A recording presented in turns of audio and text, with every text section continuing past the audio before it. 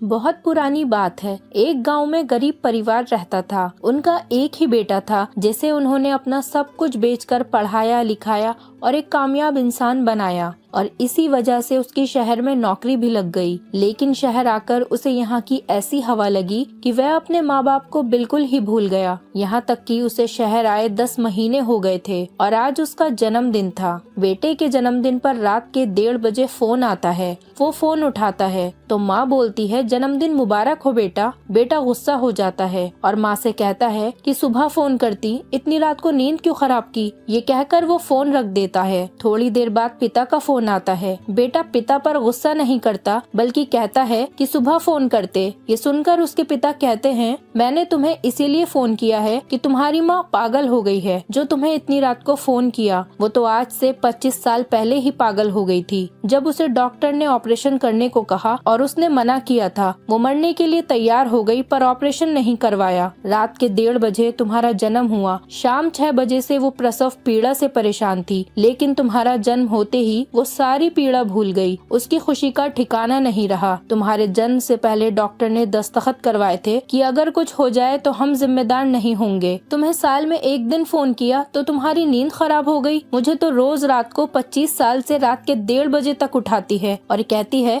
देखो हमारे बेटे का जन्म इसी वक्त हुआ था। बस यही कहने के लिए तुम्हें मैंने फोन किया था। इतना कह के पिता फोन रख देते हैं। पिता की ये बातें सुनकर बेटा सुन रह जाता है। सुबह घर जाकर माँ के पैर पकड़कर माफी मांगता है। तब माँ कहती है, देखो जी मेरा बेटा आ गया। फिर पिता से माफी मांगता है। तब पिता कहते हैं, आज तक ये कहती थी कि हमें कोई चिंता नहीं, हमारी चिंता करने वाला हमारा बेटा है, पर अब तुम चले जाओ। मैं तुम्हारी माँ से कहूँगा कि चिंता मत करो, मैं तुम्हारा हमेशा की तरह आगे भी ध्यान रखूंगा। तब माँ कहती है कि माफ कर दो जी, बेटा है हमारा। सब जानते हैं कि दुनिया में एक माँ ही है जिसे जैसा चाहे कहो फिर भी वो गाल पर प्यार से हाथ फेरेगी। पिता अगर तमाचा न मारे तो बेटा सर पर बैठ जाए, इसीलिए पिता का सख्त होना भी जरूरी है। दोस्तों, माता पिता को आपकी दौलत नहीं बल्कि आपका प्यार और आपका वक्त चाहिए। उन्हें प्यार दीजिए क्योंकि माँ की ममता अनमोल है।